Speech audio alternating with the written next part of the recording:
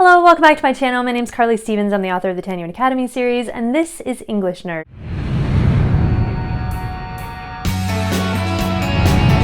So it's been a while since I've done one of the favorite poem analysis videos, and so I figured I would do another one today, especially since as I record this, it's just days away from the AP English Literature exam. So hopefully this kind of analysis is helpful for you. Of course, the idea is to appreciate this poetry and get ideas. I do not support actually taking all of these ideas and passing them off as your own in a paper or something like that. That would be plagiarism, my friends. But feel free to be inspired by this, to learn a lot, and I hope it's really helpful for you. Okay, so today's poem is one of my favorites. I like this one, full disclosure, more than My Last Duchess, which was my last video. Batter My Heart, Three-Person God. It's one of John Donne's holy sonnets, as they're known.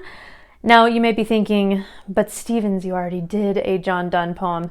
Yes, I'm allowed to do more than one. He is one of my all-time favorite poets, and so we are going to take a look at this holy sonnet, Batter My Heart, Three-Personed God. Okay, here it is.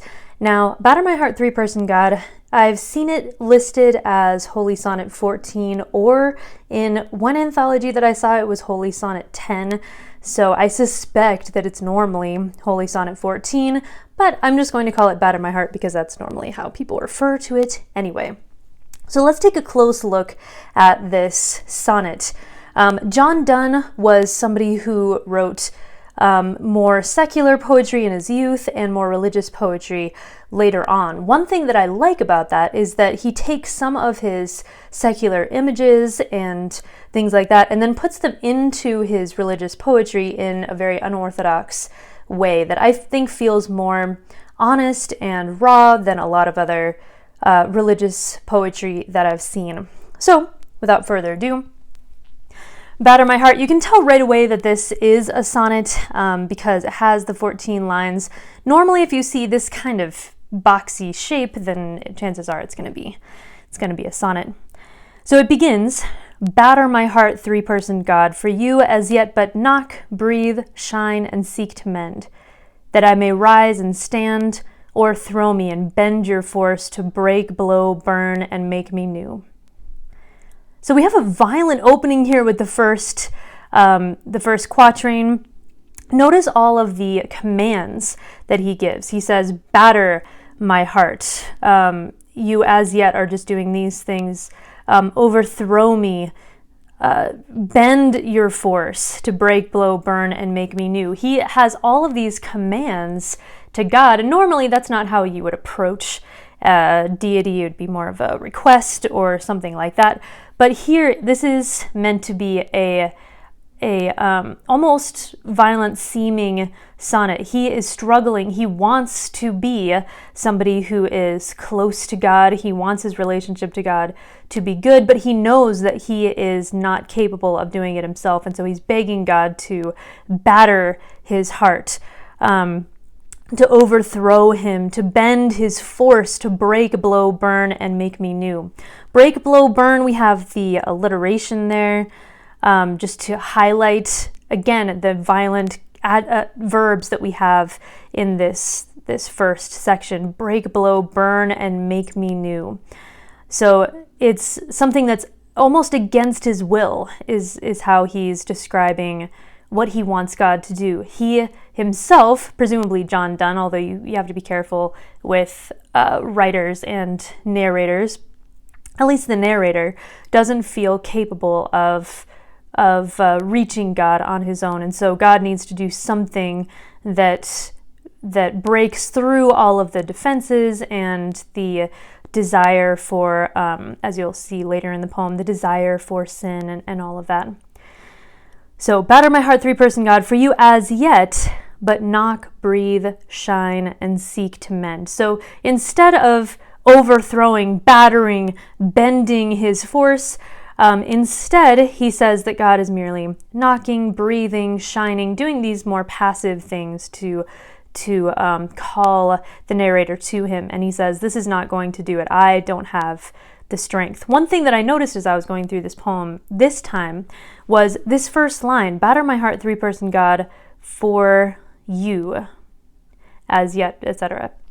For you. I think it's interesting that the end of this line says, "for you." It's not just batter my heart in general, batter my heart for you. Of course, there's that comma there, but when we look at this line, it does seem to be that he wants God to break through for his own sake.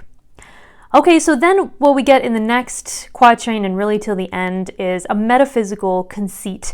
Here we do have some metaphors, of course, break, blow, burn. Those are all metaphorical descriptions of how he wants God to change him. But then we get this metaphysical conceit. I'll just write that here.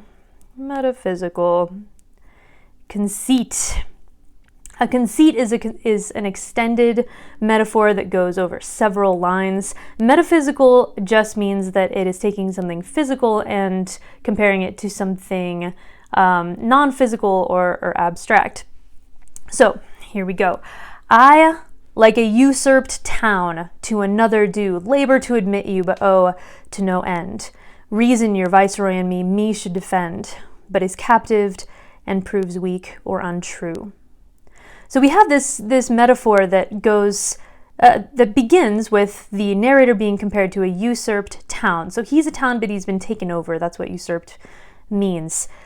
He's been taken over. He is due to another, but he's currently occupied. So the idea is that God is the one who should own the town, but the town's been taken over by force, and somebody else, the enemy, it seems, based on the next few lines, has taken him over. So he labors to admit you. Again, this whole thing is directed at God, but oh, to no end. He can't do it. He is under another's control. Reason, your viceroy in me should defend. So reason in this metaphysical conceit acts as the representative of God in this town, in the narrator, and should defend and come to the aid of the narrator, but can't reach all the way. Which reminds me a little bit of Dante's Inferno, where we have Virgil standing for reason, and he's capable of taking Dante, the character, through most of the afterlife, but he can't bring him to paradise because human reason is not capable of making that final leap. Now, this was written, 300 years later, but it's a very similar idea. So reason is captived and proves weak or untrue. This is just an old form of the verb if you're looking at that and thinking, well, that's kind of ridiculous. Things like that weren't standardized until we get to the 1700s, which was another 50 years off. Okay, then we get to the last quatrain here. Yet dearly I love you and would be loved fain. Fain means gladly. But I am betrothed unto your enemy. Divorce me, untie, or break that knot again. Take me to you, imprison me. For I, except you enthrall me, never shall be free, nor ever chaste, except you ravish me. This ending is meant to be shocking to the original audience. It's one of the things that I really like about this poem. It's so unexpected, and it takes these ideas that you normally would not use to talk about God or something divine, and really brings home how desperate he's feeling. So we have this metaphysical conceit of the town and the representatives in it and who's in charge of the town. And then he kind of shifts a little bit and compares himself and God to lovers then. So dearly I love you and would be loved fain. He wants to be with God, but I'm betrothed unto your enemy. So it's a similar kind of image to the last one. The town is due to another, but has been taken over by force. Here we have the person who's in love, but he's betrothed to somebody else. And so he can't get out of this arrangement unless something drastic were to happen. We see that drasticness from the very beginning. Drasticness, that's a word, sure, from the very beginning. So he says, I'm betrothed unto your enemy. Divorce me. Untie or break that knot again. This word is not one that is normally associated with, wanting to get closer to God. Especially at this time, divorce was seen as a sin, really. And so he's saying, you need to break this off. I have such an entanglement with the enemy, with sin, with these ways of life that I've had for so long, that you're going to have to swoop in. You're going to have to take over the town. You're going to have to overthrow me. You're going to have to break off this engagement because I can't do it myself. Take me to you, imprison me, for I, except you enthrall me, never shall be free, nor ever chaste, except you ravish me. Now, the ending, I think, is possibly the best part because we have enthrall and ravish. These words are kind of like captivate. They have generally positive connotations now. Oh yes, you look ravishing. That was an enthralling movie, that kind of thing. But they have more than one meaning. So captivate, in my other example, captivate, like how captivating, is positive, but it comes from the idea of being captive. Enthralled, comes from the idea of being enthralled, which is to be imprisoned. Again, it has a positive connotation in general now, but it means to be imprisoned. And so, except you enthrall me, I never shall be free. What we have there is a paradox. Two seemingly contradictory ideas that actually have a deeper truth within. So you have to imprison me or else I will not be free. This next one is even more shocking. Ravish, again, ravishing, very positive, but to ravish actually means to take by force, even to rape, which is an utterly shocking way to go. So you need to take me by force or else I can never be chaste, I can never be pure, which is an even stronger paradox. You have to take me or else I'll never be free, I'll never be pure, I'll never reach you on my own. So this whole thing is almost a letter, a demand for God to come in and do what he cannot, because he wants to believe, he wants to be, to love God uninhibited, but he knows himself too well.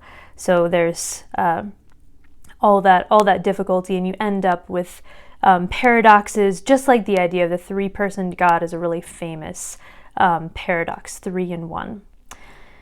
So it's a controversial kind of sonnet, but I think that it is beautifully put together with a variety of metaphysical conceits in there, and it feels very honest to the religious experience.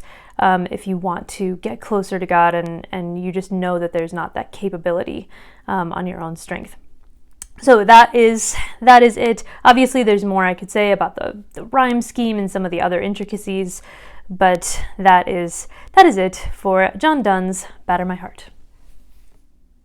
All right, I hope that you enjoyed that analysis. Make sure to like this video if you like it, subscribe for more English nerdy goodness, and I'll see you on Monday. Bye.